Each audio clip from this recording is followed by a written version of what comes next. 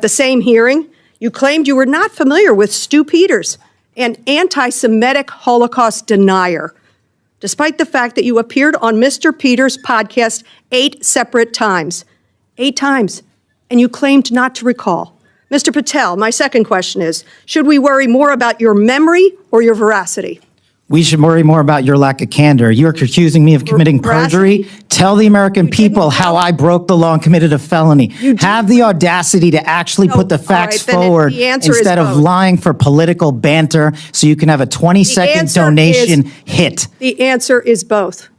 I believe that the answer is you're failing, not me. Play my time. Go ahead. Hello, Patriots. Welcome back to Signal 76, your trusted source for unfiltered truth in these turbulent times. Today, we're exposing the blatant attacks on America's justice system and how radical Democrats are desperately trying to destroy the very foundations of law and order that keep our republic strong. But before we dive into this explosive content, I need every single Patriot watching to hit that subscribe button right now, smash the like button, and stay until the very end, because what I'm about to reveal will shock you to your core and give you the ammunition you need to fight back against this coordinated assault on our constitutional rights.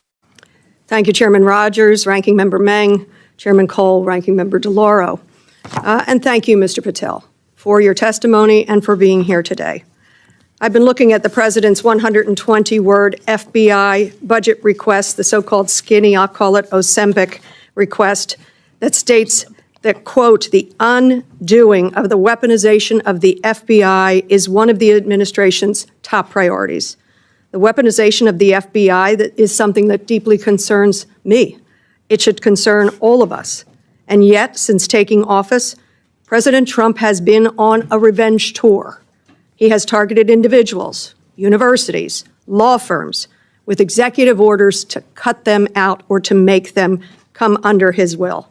He has used ICE to disappear U.S. citizens without due process, and he's fully ignored a unanimous Supreme Court order, and then over the weekend wasn't sure if he was obligated to uphold the Constitution of the United States.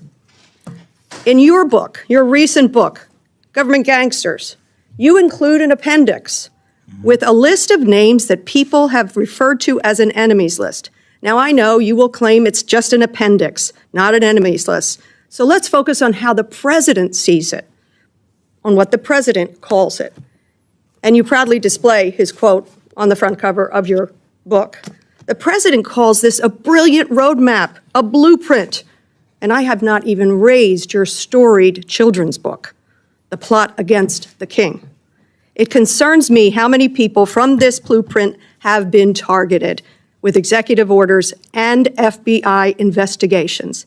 The FBI cannot be weaponized, and under your leadership, it has been nothing but a weapon alongside the president to go after the president's perceived opponents, to stifle dissent and free speech.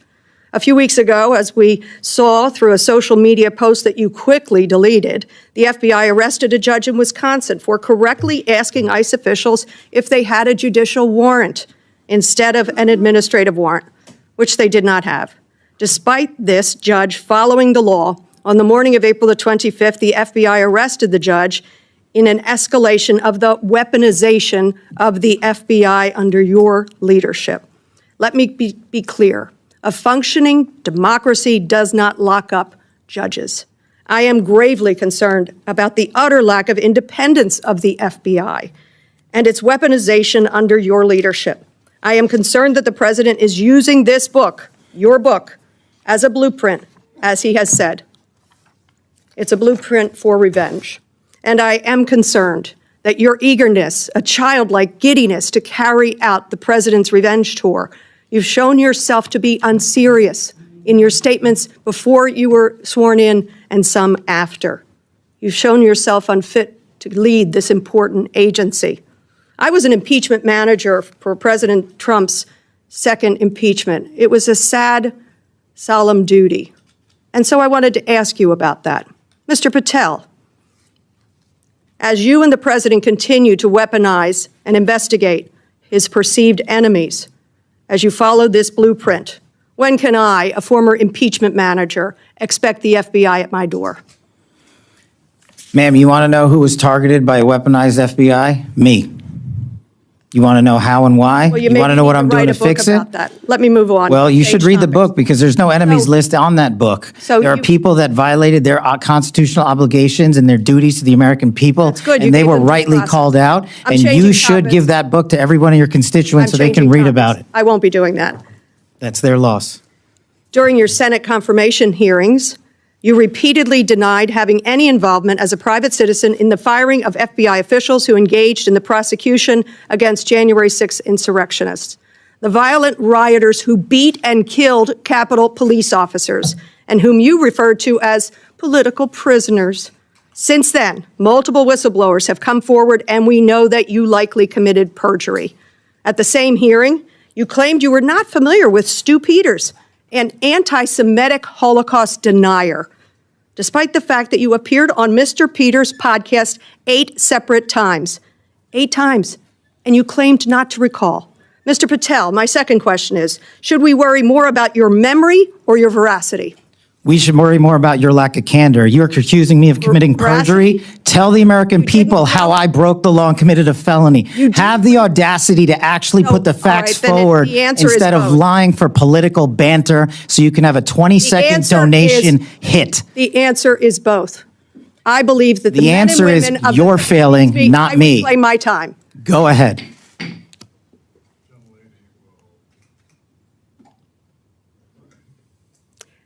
Mr. Patel, I believe that the members of the FBI, and I know many of them, many retired, 38,000 people, as you say, it's a little less than that now, deserve the very best, deserve extraordinary independence, deserve freedom from the fears of being investigated, the freedom of coming forward to make sure they're doing their job. And I'll end with this, that I think it's interesting that in your proposal today, you find yourself at a gulf of difference between you and the president. I wonder how you will resolve that. Will you go to the president and say, we need $11.2 billion, not what you cut out of here? You're asking for more than $1 billion than the president's request. Are you going to go to the president and straighten out that gulf? I'll do what I've always done and represent the American people, defend this country, and make sure the Constitution is always upheld and the FBI is never weaponized. Maybe you should do the same. So you agree with the president when he says he doesn't know if he should uphold his constitutional duty? If you want to just keep putting words in my mouth, the TV cameras are outside. I thank you. I yield back. Again, this is an unserious moment, sadly, for the FBI. I yield back. More so for you. Mr. Strong. What we witnessed in Congress this week was nothing short of a disgraceful display of partisan hatred and desperation from the radical left. Representative Madeleine Dean, one of the key architects of a second impeachment sham against President Trump, launched a vicious, unhinged attack on FBI Director Kash Patel. And what came out of that hearing says everything about the broken state of our government and the dangerous direction the left is trying to take this country. Dean had the audacity to accuse Patel of weaponizing the FBI, the same FBI that was used under Obama and Biden to spy on journalists, target conservatives, and intimidate parents at school board meetings. The hypocrisy is stunning, but it's what we've come to expect from a party that accuses others of exactly what they're guilty of themselves. Patel didn't flinch. He didn't apologize.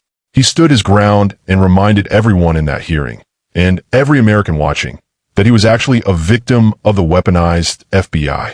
This is a man who has spent years fighting for this country, serving with honor, and exposing the deep state corruption that's rotting our institutions from the inside out. Dean tried everything. She accused Patel of spreading a so-called enemies list in his book, Government Gangsters. Let me be clear. That book is not a list of enemies. It's a call to action. It names names. It shines a light on the very people who sold out the Constitution to serve their own power and the left's radical agenda. And that's why it terrifies them. She even cited the arrest of a Wisconsin judge who dared to question IC officials over administrative warrants. A judge who, by the way, was in violation of immigration law. Dean tried to twist that into an example of overreach, but what it really shows is that the FBI, under strong leadership, is finally going after the right targets instead of political enemies of the left. Then came the wild accusations. Dean claimed Patel perjured himself in past hearings, questioned his memory, and painted him as a dishonest, partisan hack. Patel wasn't having it. He fired back hard, demanding evidence. And when Dean couldn't produce any, she backed off. The silence in that chamber said it all. And let's not ignore the real kicker. Dean whining about the FBI potentially coming after her as a former impeachment manager. Excuse me? That same impeachment was a politically motivated hit job built on lies and no evidence. And now she's crime victim? Sorry, we're not buying it. If anything, she should be answering for her own role in that disgrace. Meanwhile, Patel is requesting more money for the FBI than the Biden administration. Why? Because he understands the real threats this country faces. He's focused on restoring the FBI to its original mission, protecting Americans, not policing political speech or harassing conservatives. This hearing laid it all bare. You've got patriots like Kash Patel who stand for the rule of law, who are unafraid to confront the deep state and call out corruption. And then you've got people like Madeleine Dean, career politicians clinging to power, terrified of what happens when the American people wake up and demand accountability. When Patel looked Dean in the eye and said, "You're failing, not me," he wasn't just talking to her. He was talking to every unelected bureaucrat, every corrupt politician, and every media puppet who has lied to us, gaslit us, and tried to silence us. That line echoed with truth. This isn't just about Patel or this hearing. It's about every American who's been labeled a threat for standing up, speaking out, and daring to question the system. It's about parents, veterans, truckers, small business owners, all of us who've been ignored, insulted, and punished for loving our country. The radical left is in panic mode, patriots. They see their grip on power slipping, and they'll do anything to stop the red wave that's coming. That's why they lie. That's why they attack.